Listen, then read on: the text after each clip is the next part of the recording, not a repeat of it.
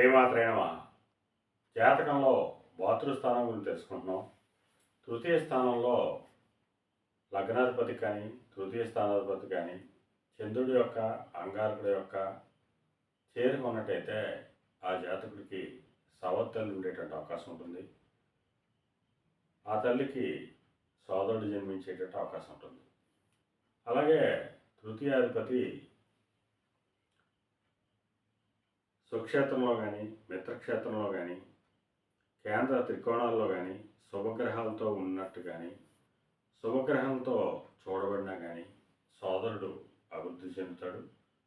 ఆ సోదరుడు ధనాదాయ వనరులు సమృద్ధిగా సమకూర్చుకునేటువంటి అవకాశం ఉంటుంది. అయితే తృతీయాధిపతి స్వక్షేత్రమందున్న లేదా భాగ్యమందున్న